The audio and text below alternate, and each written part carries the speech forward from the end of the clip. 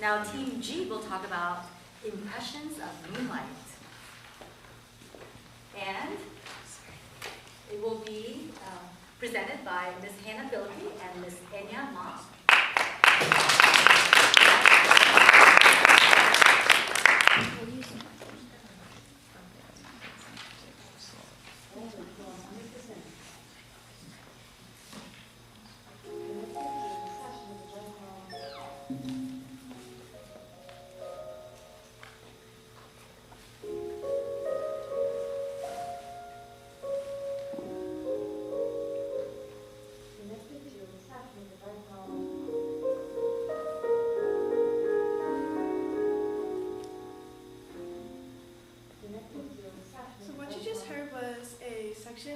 Of that was composed by Debussy, who was an impressionist composer that was initiated impressionism around the 19th century.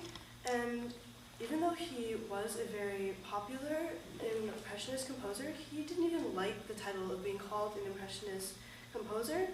And music impressionism is when a static harmony, emphasis on instrumental elements, creates a shimmering interplay of colors, melodies that directed motion in avoidance of traditional musical form. So basically, impressionism is when you take a normal piece, but you kind of blur it almost in a way that makes it not as just bare. It makes it more of like a reflection of music and less of just a very steady played music. Monet was a different kind of impressionist, but he was an impressionist in art and painting. And as you can see, Enya is holding up a picture that's called Sunset Impressionism. And this is one of the main paintings that Monet had made, and this is what really started Impressionism in art, because this was the main painting, but it is one of her lesser known paintings. So an art movement characterized by relatively small, thin yet visible brushstrokes, emphasis on accurate depiction of light, ordinary subject matter, unusual visual angles, and inclusion of movement as crucial element of human perception and experience is what the definition of Impressionism in art. So Monet also was a very well-known artist, as Debussy was for music. When Debussy composed Clair de Lune, meaning moonlight in French, this was one of the songs that was the most well-known, as you may have all heard the segment that was played. And this piece has been very popularly and greatly admired by both musicians and non-musicians.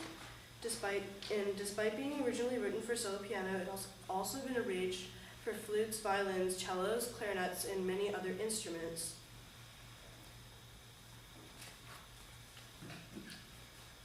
So the connection between Debussy's Clair de Lune and a poem written by Paul Verlaine reveals how the poem states that in the minor mode, he writes, they sing about the victories of life and love while never seeming to believe in their unhappiness. The songs mingle with the calm moonlight, sad and beautiful, while the birds dream in the trees between marble statues, great fountains sob with ecstasy. One may have forgotten at the end of the poem that what the implication of the first line was. This entire exquisite, languorous scene is actually within the soul of the poet's beloved. So the connection between this poem and Debussy's Clair de Lune is how Debussy attempted to mimic the theme of the enchanted calm fantasy using his piece, which was very similar to how these paintings were made and how they are very similar, but also not like photographs. They will never be mistaken for photographs because of how the brushstrokes are put onto the canvas. So when appreciating both of these art forms, it requires you to come up with a different perspective to understand how the composer or artist was trying to have you perceive the work that they had just made. That concludes my presentation. Thank you.